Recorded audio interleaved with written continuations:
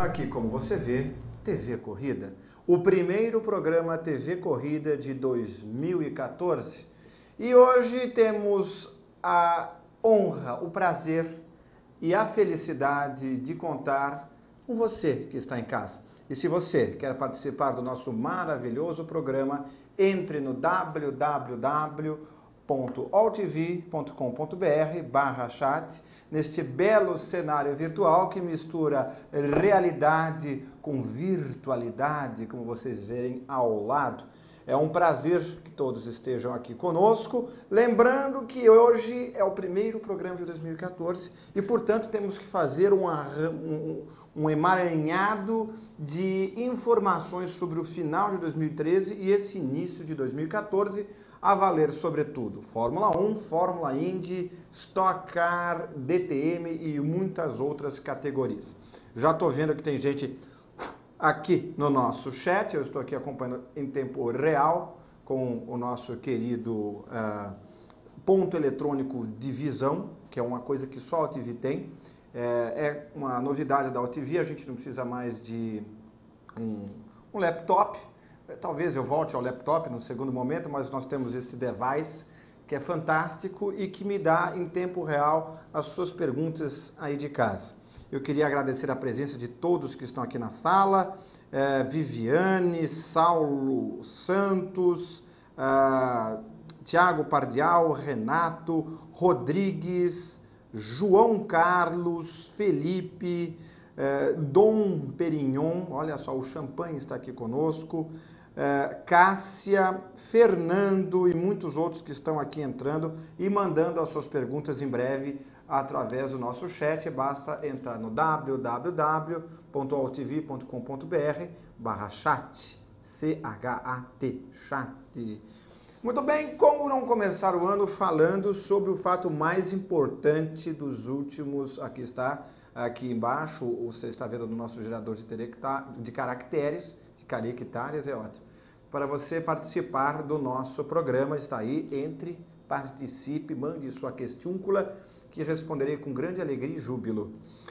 Mas voltando à nossa primeira e mais importante matéria do dia, matéria esta visual e ao vivo com você, que é o acidente de Michael Schumacher.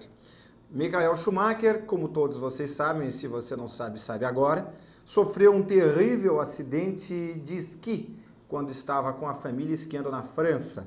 Ele se desviou, aparentemente, da rota principal de uma pista difícil, uma pista vermelha na França, se desequilibrou por uma razão ou por outra e bateu a cabeça numa pedra.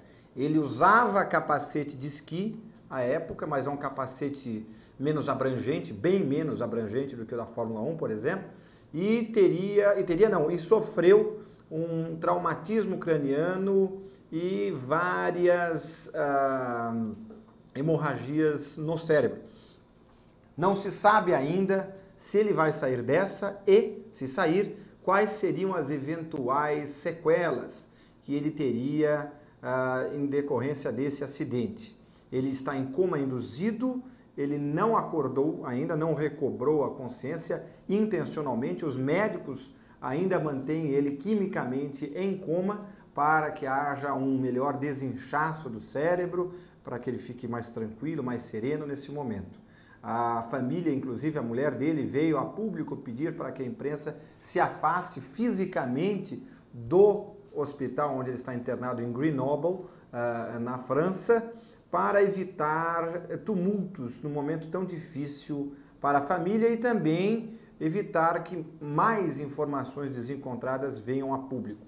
Informações desencontradas como? No dia que ele deu internação no hospital, foi divulgado que ele teria feito 2 cirurgias. Era mentira, ele fez apenas uma cirurgia naquele dia. A cirurgia segunda só seria feita 2 dias depois, então não foi bem assim, mas o pessoal noticiou de qualquer maneira. Além disso, um infeliz jornalista se fantasiou de padre para tentar adentrar o recinto onde o heptacampeão estava internado. É lamentável, eu repudio esse tipo de comportamento e só tenho a deplorar que um jornalista tenha se prestado a um papel tão triste. O que eu posso dizer? Além disso, vejamos aqui mais novidades em relação a Michael Schumacher. Bom, além disso, ele teve uma pequena melhora no seu estado de saúde, segundo foi informado 2 dias atrás pela sua assessoria de imprensa.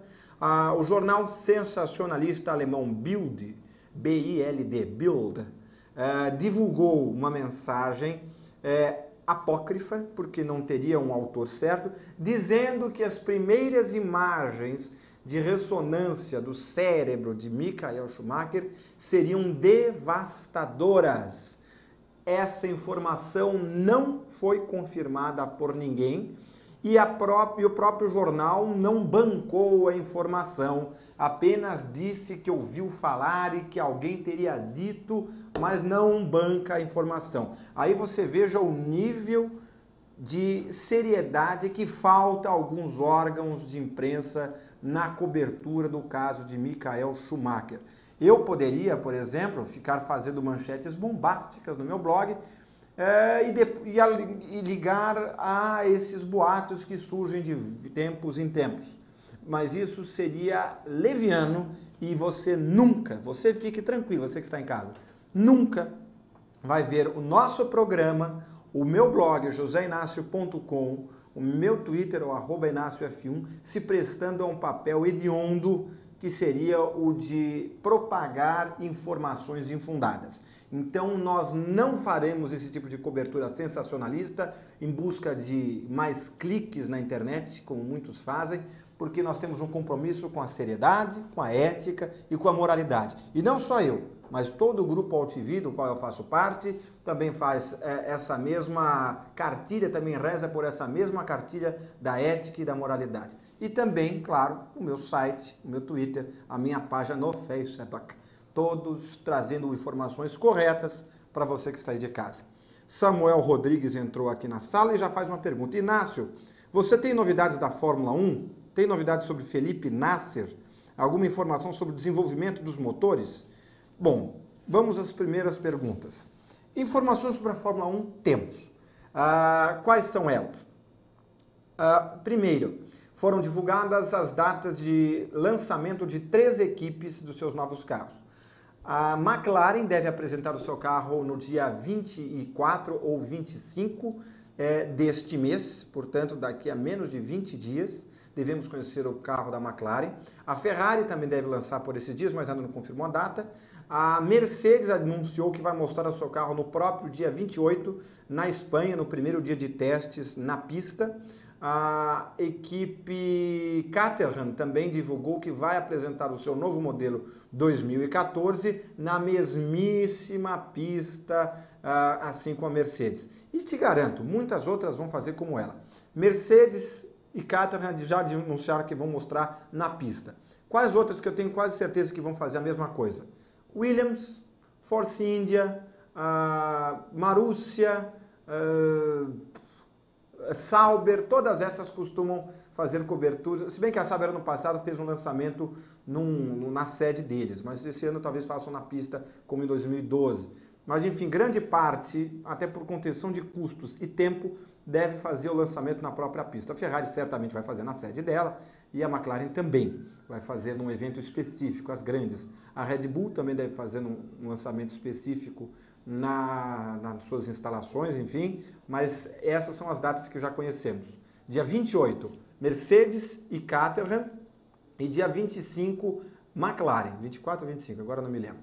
São as 3 datas confirmadas, as outras ainda estão para confirmar, mas certamente não vão ficar até depois do dia 28. A única que já confirmou que não vai apresentar o seu carro junto com as demais e sequer vai participar da primeira rodada de testes em Jerez de la Frontera, na Espanha, é a Lotus. A Lotus veio a público dizer que não vai, preste bem atenção, não irá mostrar o seu novo carro e não irá testar o seu E22 em Jerez de la Frontera. Por quê? Porque, segundo eles, atrapalharia o desenvolvimento do seu novo modelo. Balela! Isto é balela, meus amigos. Você sabe por que eles atrasaram de verdade e nunca vão assumir? Porque a crise está grande lá dentro. Ah, mas eles assumiram, eles assinaram com o pastor Maldonado, agora o dinheiro está voltando. Mais ou menos. Primeiro, mesmo com seu mega patrocínio, o pastor Maldonado não traz o dinheiro que a equipe precisa. Além disso, a equipe estaria, note bem a conjugação verbal, estaria, não estou dizendo que está, porque ninguém pode confirmar isso, só a equipe, estaria ainda com dívidas com fornecedores do ano passado, os mesmos desse ano. E, portanto, algumas peças teriam atrasado e o carro não poderia ser montado a tempo.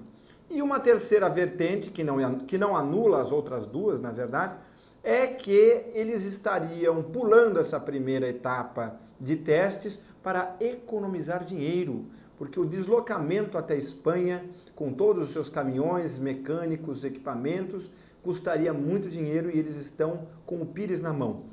Aí eu reitero aquela pergunta hipotética que alguém faz em sua casa. Ué, Inácio, mas eles não fecharam com o Maldonado?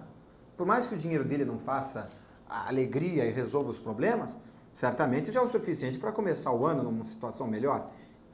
Só que a gente ouviu falar que o contrato do Maldonado com a Lotus tem uma cláusula que diz que só entrará o primeiro centavo do dinheiro venezuelano depois que a equipe der garantias de que terá dinheiro para essa temporada.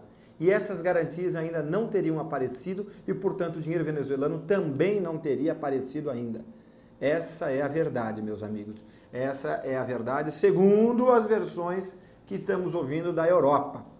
A verdade verdadeira nós nunca vamos saber, porque a equipe não assume a realidade dos fatos. Mas o fato do seu CEO, o seu Chief Executive Officer, ter pedido demissão agora essa semana, em mais uma perda da equipe, já perderam técnicos importantíssimos da parte aerodinâmica, da parte técnica, enfim, e agora mais essa perda reforça de que a coisa lá não está muito boa.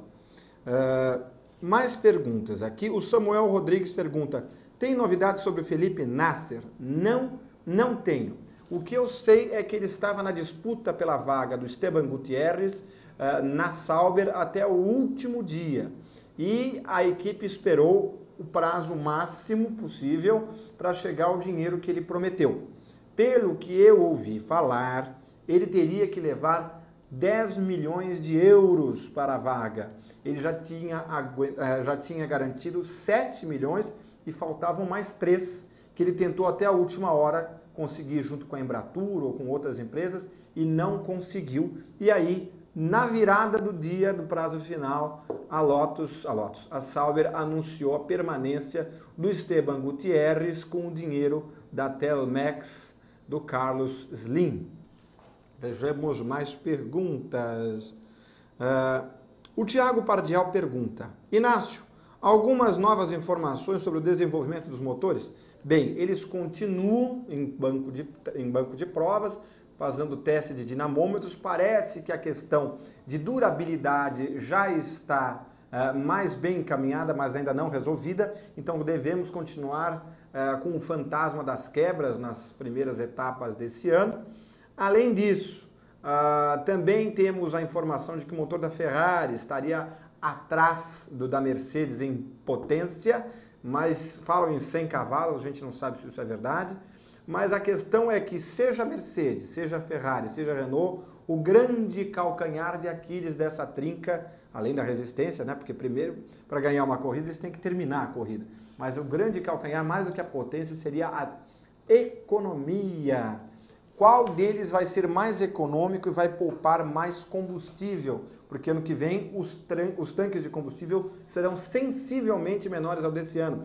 Então pode ser que durante a corrida os pilotos tenham que aliviar o acelerador mesmo. Aí qual que vai conseguir o melhor equalização, qual que vai conseguir andar mais devagar à frente dos outros, vai ser interessante. E aí entra o papel do motor elétrico.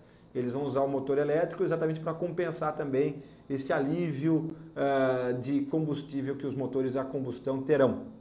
Lembrando que esse ano de 2014 teremos a estreia dos motores V6 1.6 litros turbo, que até ano passado não existiam, eles eram V8 2.4 litros aspirados. E tinham um KERS vamos esclarecer isso. Eles tinham um KERS, o que quer dizer KERS? Kinetic Energy Recovery System. Isso quer dizer o quê? Sistema de recuperação de energia por movimento. Isso é, quando o carro freava, o movimento do carro, da kinetic, da parte física, carregava a bateria do carro.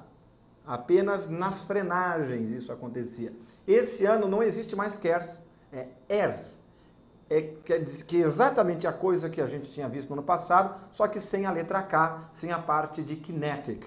É apenas um Energy Recovery System, ERS. E por que tirou o K? Porque agora as baterias vão se carregar também pelo próprio motor, pela própria movimentação do carro, e não apenas nas frenagens, como a gente tinha visto nos anos anteriores. Além disso, isso agora vem duas coisas importantes sobre o ERS, não é mais KERS, o ERS. Primeiro, até ano passado ele tinha 80 cavalos de potência, esse ano ele terá o dobro, 160 cavalos de potência. Segunda coisa importante, ano passado ele era acionado por cerca de 6,5 segundos ao longo de uma volta. Então você contava com esses 80 cavalos de potência a mais durante apenas 6,5 segundos por volta. A cada vez que você passava a bandeira de largada ou de chegada, ele recarregava o sistema e você tinha mais 6,5 segundos para despejar além da potência normal do motor. Esse ano não serão mais 6,5 segundos, serão 33 segundos. Isso é, o dobro da potência por muito mais tempo. Isso vai ajudar um pouco na perda de potência do carro, ser compensada e também ajudar na economia.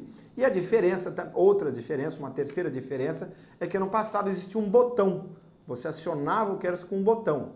Esse ano não, esse ano vai ser automático. Conforme o piloto acelera, o KERS entra em funcionamento. Quando ele entra, aí é uma questão de mapeamento eletrônico, de repente dependendo do nível que ele acelerar, ou enfim, a programação prévia. Mas o fato é que vai ser automático, não vai ter mais um botão de acionamento. Além disso, continua com a asa traseira móvel, a asa dianteira é mais estreita em 15 centímetros, 7,5 centímetros a menos de cada lado da asa dianteira. O carro vai ser um pouco mais estreito, não vai ficar com aquelas asas de limpa-neve que tem hoje, que tinha até ano passado, na verdade. O bico será mais baixo, mas os engenheiros já estão burlando essa proibição, fazendo um bico híbrido horroroso, pelo que a gente ouve falar, onde teria um bico baixo, que seria interrompido em determinado momento, e um nariz, assim, um pino no meio, assim, para atingir as medidas exigidas, mas seria uma coisa absolutamente feia, pelo que a gente ouve falar de gente que viu os novos bicos dos carros. Sobre o Felipe Nasser, que me pergunta o Samuel Rodrigues, eu já falei que ele ficou na disputa da Sauber até a última hora. Não se sabe o que ele fará esse ano em 2014. Existe, em tese, ainda uma vaga em aberto na Marussia, que deve ficar com Max Chilton, o que tudo indica, mas ainda não foi confirmada. A outra vaga da Marussia já é confirmada, do David Valsec. Valsec nada. Do francês lá, da Ferrari. Depois vocês me deem o nome do francês da Ferrari, que eu esqueci o nome. Que ganhou o Desafio das Estrelas 2 vezes aqui. Qual é o nome dele? Bom, enfim, vocês vão escrever aqui no chat e eu digo. O fato é que uma das vagas da Marussia já é garantida, desse piloto, Júlio Bianchi. Do Júlio Bianchi. Uma vaga já é do Júlio Bianchi e a outra, tudo indica que vai ficar com o Max Chilton, mas ainda não foi confirmada, então tudo pode acontecer. E além disso, a Caterham tem duas vagas em aberto. Tanto a vaga que era do Guido van der Garde, como a do Charles Pic no ano passado, ainda não foram confirmadas para esse ano. Os dois pretendem continuar, mas enquanto não forem anunciados, outros podem vir e dar uma oferta melhor por essas vagas. Inclusive o Luiz Razia acho que já virou a página na Fórmula 1, inclusive o brasileiro Felipe Nasser. Não que eu tenha ouvido qualquer movimentação dele em relação à cátedra. Estamos apenas pensando nas vagas ainda em aberto de que ele poderia eventualmente se manifestar interesse. Mas a gente não sabe de nenhuma movimentação em relação à cátedra. Diga! Oi? Tá certo. Eu estou recebendo aqui informações de que o nosso programa está liderando o Ibope mundial e que estamos agora, veja vocês, com 110% de audiência global. Exatamente, 110. Todos os cidadãos do mundo estão assistindo nosso programa e ainda assim 10% estão assistindo no além-túmulo. Isso é incrível, o nosso programa rompendo barreiras milenares entre a vida e a morte. Um especial obrigado a todos vocês que estão assistindo o programa, seja você deste mundo, seja do outro, que eu não tenho pressa alguma para ir. Vamos continuar aqui com os programas e com as perguntas. Inácio, pergunta do Samuel Rodrigues, Feitosa. Inácio, equipes mais tradicionais que já trabalharam com motores turbos na década de 80 e 90 podem ter vantagem com a nova regra de motores de aerodinâmica? Olha, a aerodinâmica não vai mudar tanto assim, se a gente for pensar. Tem o bico que não vai ser tão baixo, a asa traseira que vai perder um elemento mais embaixo, o escapamento central e a asa dianteira um pouco mais estreita, mas não vai mudar radicalmente o desenho de um carro do ano passado para cá. Não é que vai ser por exemplo, de 2008 para 2009, a ruptura da imagem externa do carro foi muito grande. E eu acho que a de 2013 para 2014, ainda que seja significativa, sob o ponto de vista técnico, sobre o ponto de vista visual, não será tão impactante assim, com exceção dos novos bicos, que esses sim deverão causar um rebuliço no mau sentido, porque hão de ser hediondos. Mas, respondendo à sua pergunta, se eles teriam vantagens na nova regra de motores, aerodinâmico que eu já falei, olha, em tese sim e em tese não. Por que em tese sim e não? Sim, porque como eles já trabalharam com motores turbos, eles já sabem um pouco da dinâmica do comportamento de um carro com esse tipo de motor. E por outro lado, também não tem informação nenhuma, porque os novos motores serão completamente diferentes, os pneus são completamente outros, a eletrônica hoje é presente, antes engatinhava, então é completamente nova a experiência. É claro que uma equipe com mais experiência de vida, com mais tempo de pista, independente de ter sido na era turbo ou não, tem mais recursos, tem técnicos gabaritados para trazer mais e melhores soluções em menos tempo para os problemas que surgirem. Mas isso não é necessariamente porque eles tiveram experiência com motores turbo. Isso também, mas a questão é maior, é porque eles têm mais vivência de corridas como um todo, entende? Inácio, ano passado li que a Fox Sports poderá, nesse ano, transmitir a Fórmula 1 no Brasil. Sabe se acontecerá? Olha, eu sei que a Fox Sports e os canais da Globo tiveram um grande entrevero no passado.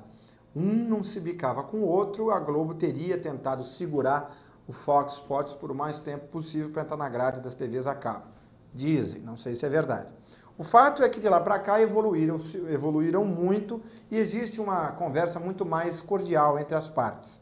Só que, e isso é importante dizer, a Globo ainda tem o seu canal próprio para a Fórmula 1, que é a Sport TV, que tem narração normalmente do Sérgio Maurício e comentários do meu grande amigo, quem manda um abraço agora, Lito Cavalcante. E eu não vejo isso mudar nesse ano e nem nos próximos, porque é um produto muito caro à Rede Globo. Quando a Globo comprou os direitos da Fórmula 1 para a TV aberta, automaticamente ela também comprou para a fechada. Então é dela. Só vai para a Fox se a Globo deixar e quiser. A verdade é que talvez a Fox possa mostrar imagens da Fórmula 1 esse ano, mas transmissão ao vivo e integral, eu não acredito. Mas tudo pode acontecer. Eles podem entrar numa parceria, de repente um evento específico, vai saber. Mais perguntas que me fazem aqui. Podem mandar perguntas no www.altv.com.br/chat. Outra notícia interessante que está pipocando sobre a Fórmula 1 é: Lotus vai perder o primeiro treino eu já falei sobre isso, questões de dinheiro, ao que tudo indica. Mas por que é tão importante esse primeiro treino da Fórmula 1, primeiro teste, né? Não treino, teste da Fórmula 1 na Espanha? Porque é tudo novo. É um novo motor, é um novo sistema de recuperação de energia, é um novo tipo de comportamento de confiabilidade de peças. Combustível vai ter que ter uma economia muito maior, o peso de uma economia de combustível vai ser muito maior, o comportamento do carro vai ser diferente, os carros serão mais pesados, pilotos trocando de equipe. Quanto mais experiência prática as equipes tiverem, mais eles terão dados para analisar nas suas sedes e alterar o carro antes da primeira etapa. Então a gente está tendo um problema de superaquecimento, puxa vida, vamos ter que mudar isso.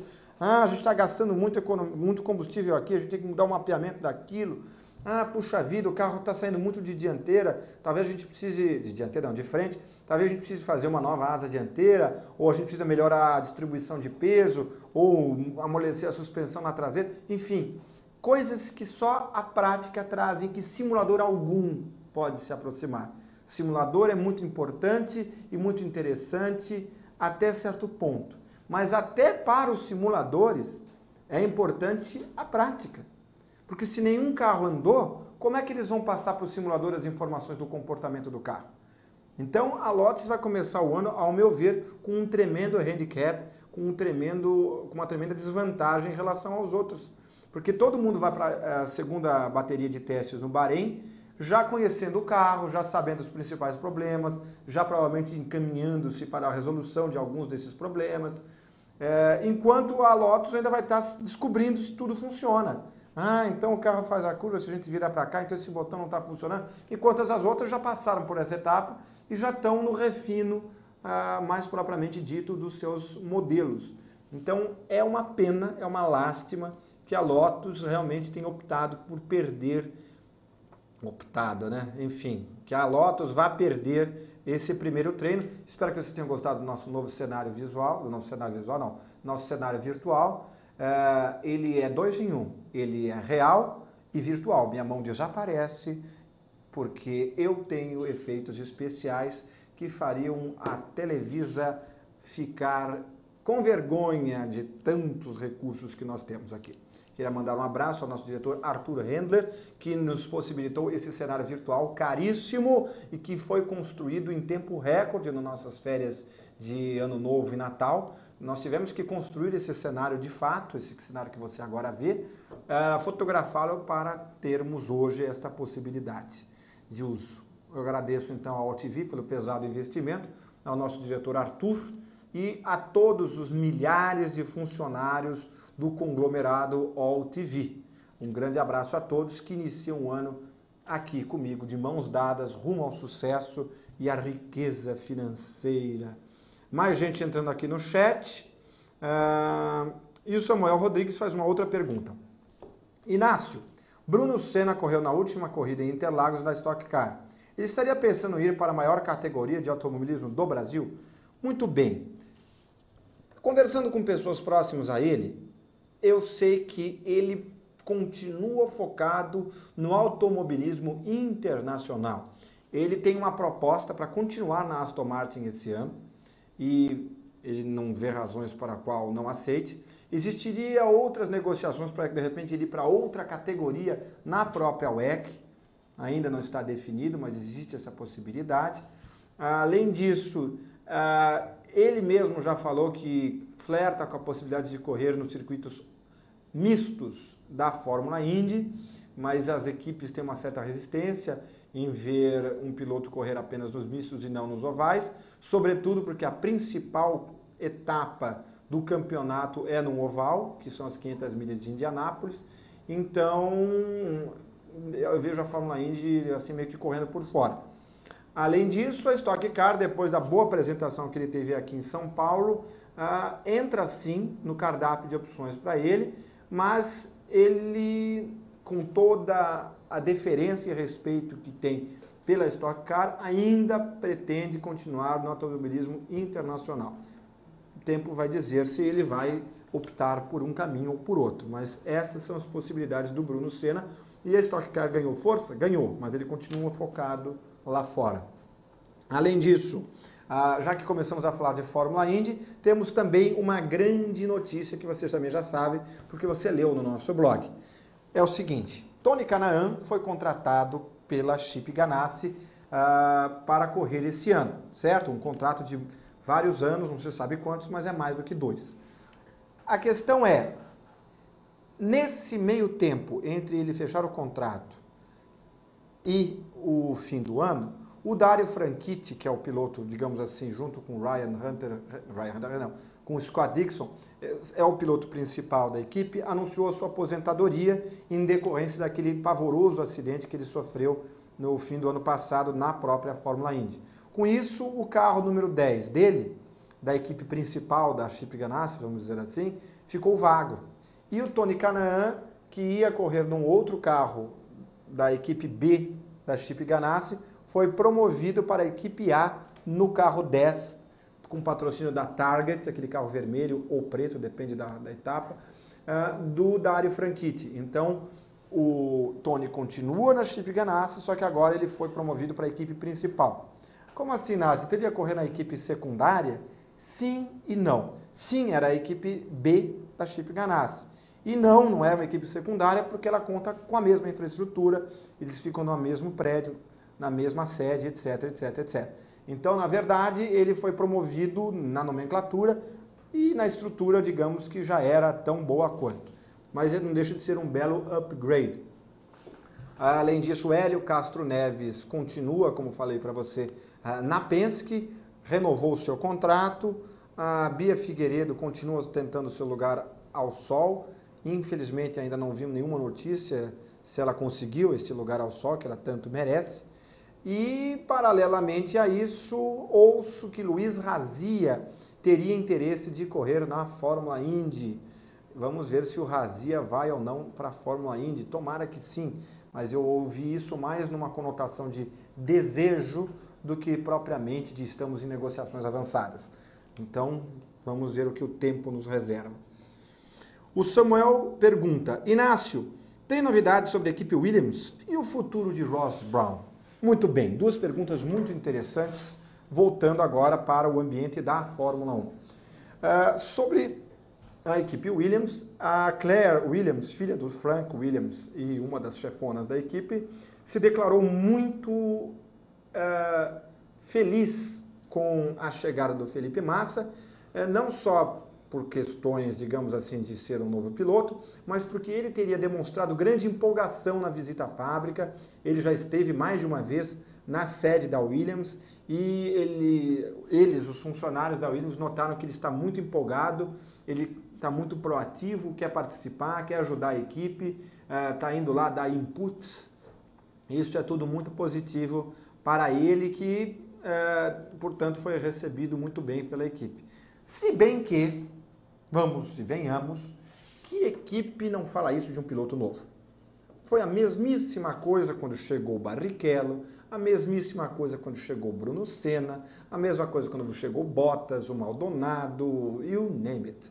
O fato é que essa é uma mensagem padrão. Ou você acha que alguém vai falar, nosso piloto novo que a gente assinou contrato, que estreou essa semana como contratado, veio aqui, empurrou com a barriga as coisas, estava desanimado, tivemos que acordar ele da cadeira várias vezes, só pensava em comer no buffet. Isso não existe.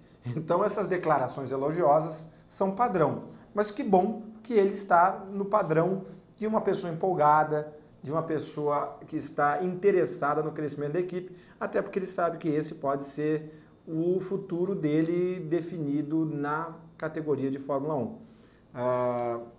Além disso, tem uma coisa que eu queria mostrar aqui, no nosso super e hiper, eu diria, aplicativo nosso aqui, que são os números dos pilotos neste ano de 2014. Outra grande novidade desse ano de 2014 é que os pilotos terão os seus números pré-definidos.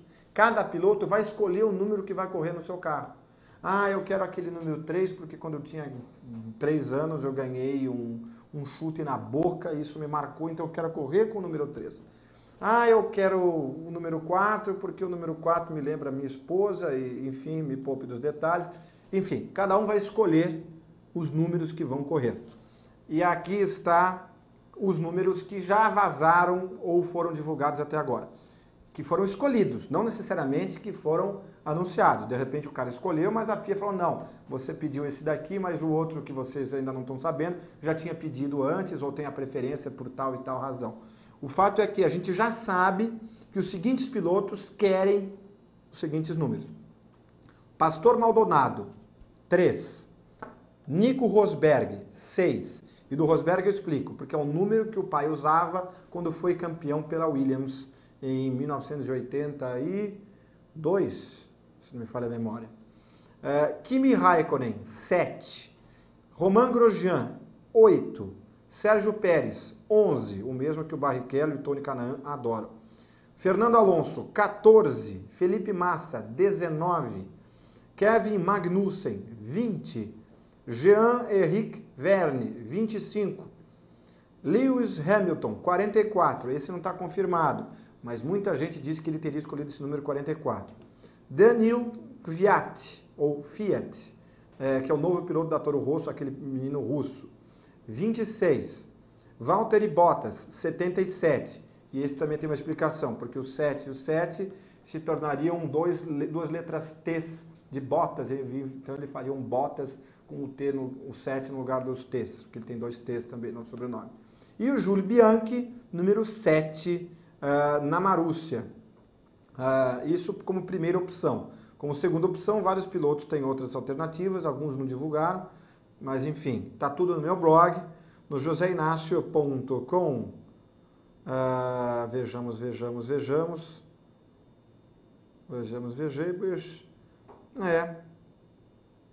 É isso aí. Vejamos. Além disso, outras coisas interessantes aconteceram nesses dias no nosso mundo mágico do automobilismo. Por exemplo, foi divulgada a renovação contratual de Rubens Barrichello com a equipe full-time, cujo dirigente esteve aqui no programa no mês passado, numa entrevista exclusiva para vocês, quem estava aqui assistindo viu. E, ao que tudo indica, a Stock Car vem com muita força esse ano. Lembrando que esse ano vai ter aquela corrida especial das estrelas. Na primeira etapa do ano, terão pilotos convidados correndo no carro dos pilotos titulares. Vamos ver quem vai correr no lugar de quem, mas vai ser bem interessante acompanhar. E vale ponto, viu? Corrida vai valer ponto. Então não esperem que eles vão chamar o Silvio Santos para correr só para fazer uma mídia legal, porque eles também querem que a pontuação do campeonato os ajude. Se bem que se o Silvio Santos correr em algum carro, eu garanto que o retorno de mídia vai ser muito maior do que o próprio campeonato se eles ganhassem. Mas, enfim, o Silvio Santos não vai correr na Stock esse ano. Sobre o futuro de Ross Brown, meu caro Samuel, existem algumas versões sobre o que poderia acontecer com ele. A primeira versão é que ele se aposentará para todo sempre e que ficará pescando em cima de seus milhões, das suas centenas de milhões de dólares que ele acumulou ao longo da carreira, sobretudo depois que vendeu as suas ações da Brown para a Mercedes. Aí seria o grande pulo do gato financeiro da vida dele.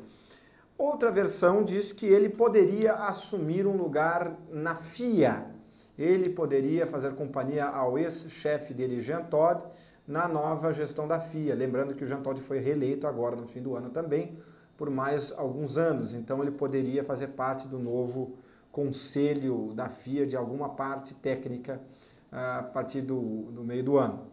Uma terceira opção seria a McLaren.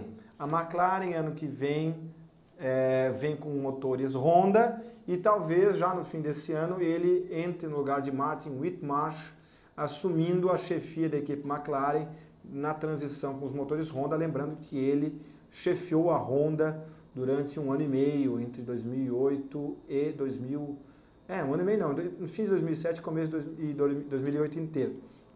Então ele já conhece o pessoal da Honda. Por outro lado, tem gente que garante que ele não teve uma boa experiência com o pessoal da Honda, sobretudo tendo que viajar para o Japão de tempos em tempos, e talvez isso o afaste dessa possibilidade. Uma quarta possibilidade, que eu acharia a melhor delas, mas eu não vejo como a mais provável. Seria ele ir para Williams, mas nada mais foi dito sobre essas possibilidades todas. O fato é que ele disse que vai ficar parado pelo menos 6 meses. Como ele se aposentou no fim de novembro, então vamos ter que esperar no mínimo até fim de maio, começo de junho, para saber o que é que ele vai decidir em relação ao futuro dele, isso se não vazar antes, né? Mas o fato é que ele disse que vai ficar no mínimo 6 meses. De repente ele prolonga e fica um ano inteiro parado. Quem viver, verá.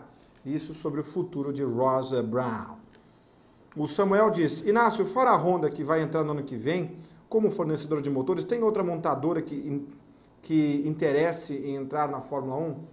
Olha, existem algumas montadoras com interesses, mas nenhuma assume esse interesse, e porque é muito caro fazer um motor de Fórmula 1, é extremamente caro, projetar do zero um motor de Fórmula 1, e o retorno financeiro nem sempre compensa. Se você fizer um motor ruim. Por exemplo, vamos lembrar um caso claro, a Peugeot. A Peugeot entrou na Fórmula 1 em 94 com a McLaren.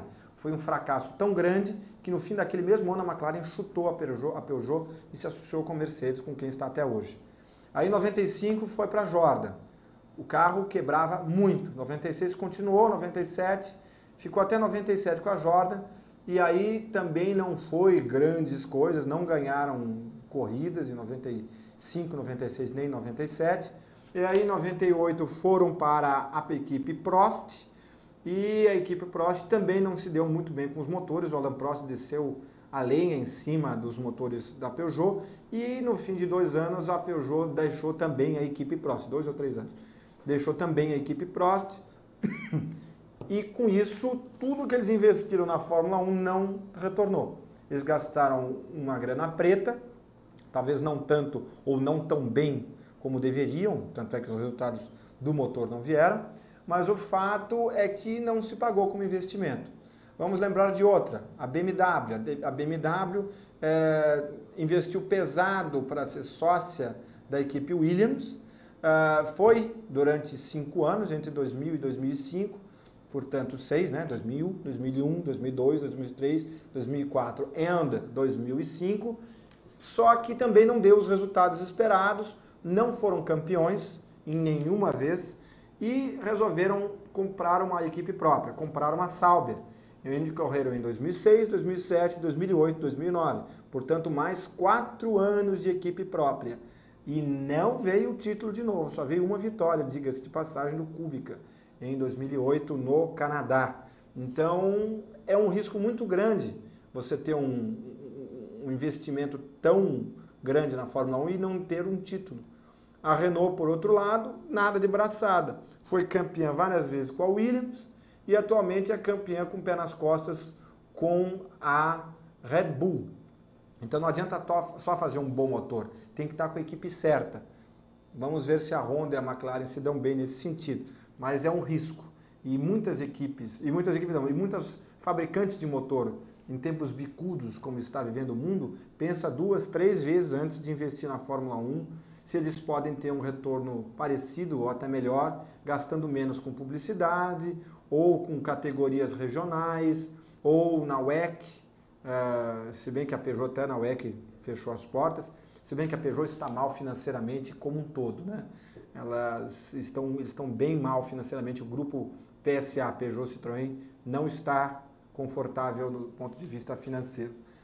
Enfim, mas não se sabe se existe alguma montadora realmente disposta. De tempos em tempos a gente ouve aquela lenda que o grupo Volkswagen poderia investir na Fórmula 1, seja através da própria marca Volkswagen, seja com a Audi, seja com a Porsche.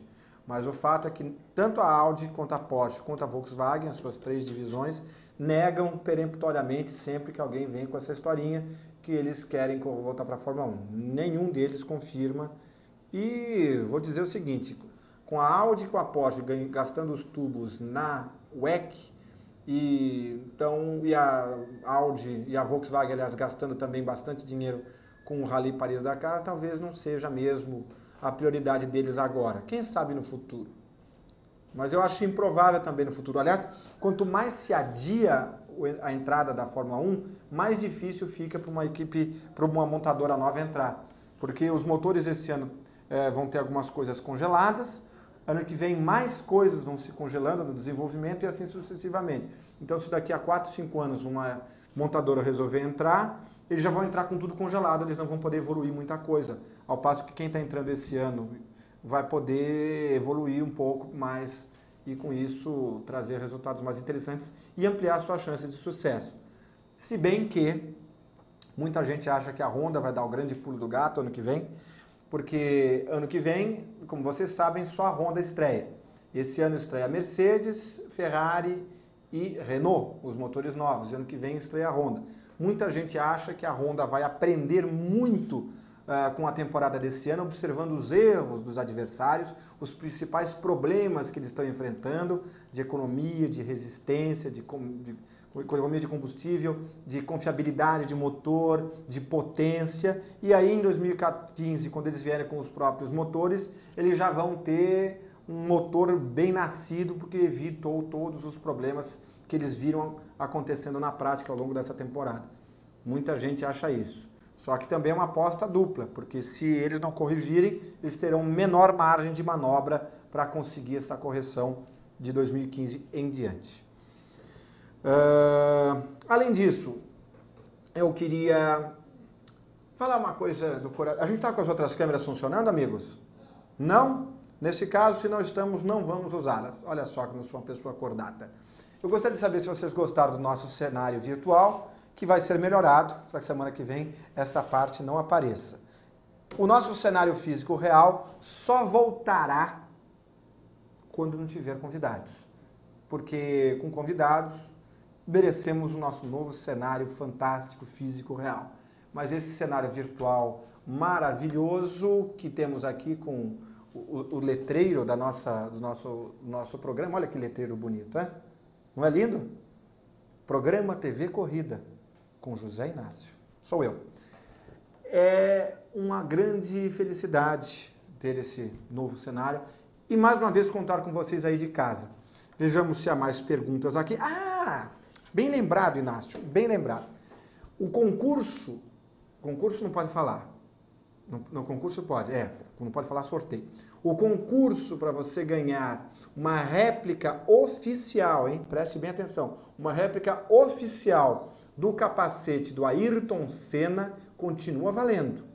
Você tem que entrar lá no nosso site, www.joseinacio.com, coloca lá concurso capacete, naquele procurar, e você vai ver como participar. É muito fácil participar, eu te adianto. Você tem que curtir a nossa página no Facebook, curtir a página do CID Special Paint no Facebook também, essas nossas duas páginas, se você tiver Facebook. Se você não tiver Facebook, tiver só Twitter, você tem que retweetar as nossas mensagens da promoção na sua timeline. E além de curtir, importante, além de curtir a nossa página no Facebook, você tem que compartilhar a mensagem da promoção. Compartilhar publicamente, não adianta compartilhar escondido, tá? Porque depois a gente vai escolher o vencedor e quando a gente escolher o vencedor a gente fala, ok, então quem venceu foi a dona Mariazinha de Itapipoca, no Ceará. Vamos ver se a dona Mariazinha cumpriu o regulamento. E a gente vai olhar se a dona Mariazinha curtiu as nossas páginas e se, além de ter curtido, ela compartilhou e se ela respondeu a pergunta certa. Quem é o responsável pelos pilotos pela pintura dos grandes pilotos? Está lá a pergunta. E aí, sim, será enviada essa réplica fantástica para a casa do vencedor sem nenhum custo. Uma linda, linda lembrança que vale muito dinheiro e muita lembrança, muita emoção para quem se lembra do nosso eterno Ayrton Senna, que esse ano, meus amigos, olha só, esse ano faz 20 anos que morreu. Vocês acreditam? Parece que foi ontem. 20 anos que morreu Ayrton Senna, minha gente. Que loucura. Eu lembro. Bom, eu tinha acabado de fazer 14 anos, porque eu faço 30 de abril, ele morreu 1º de maio, portanto no dia seguinte. Eu lembro da batida. Minha avó falou, morreu. Aí eu falei, vira essa boca para lá, onde já se viu? Ela falou, morreu. E aí, infelizmente, o tempo confirmou a versão de minha avó, que também já está lá em cima com o Ayrton. Então, 20 anos da morte do grande Ayrton Senna. Claro que falaremos sobre isso ao longo desse ano. Vamos lembrá-lo no dia 30 de abril, o dia que morreu o Ratzenberger. Vamos lembrar também o dia 1º de maio, o dia que morreu Ayrton Senna. E até o dia 29 de abril, o dia do pavoroso acidente do Rubens Barrichello, que levou ele para o hospital, cortou a língua, ficou ensanguentado dentro da Jordan, tudo dentro da mesma pista de Imola, na Itália. Meus amigos, o programa já está acabando. Foi um grandíssimo prazer tê-los todos aqui. Muita gente no nosso chat. Olha só quanta gente no nosso chat. Muita gente mesmo. Muita gente no nosso chat, ó. Ó, muita gente mandando pergunta. Foi um prazer recebê-los todos. Semana que vem estamos de volta, sempre ao vivo, na All TV, às 3 da tarde. Mande as suas perguntas aqui no chat. Vamos sortear um prêmio bacana semana que vem. O que é que vocês acham? Aqui só para quem está no programa, só para quem está assistindo o programa. Vou fazer uma pergunta ao vivo, quem acertar leva o prêmio. Que tal?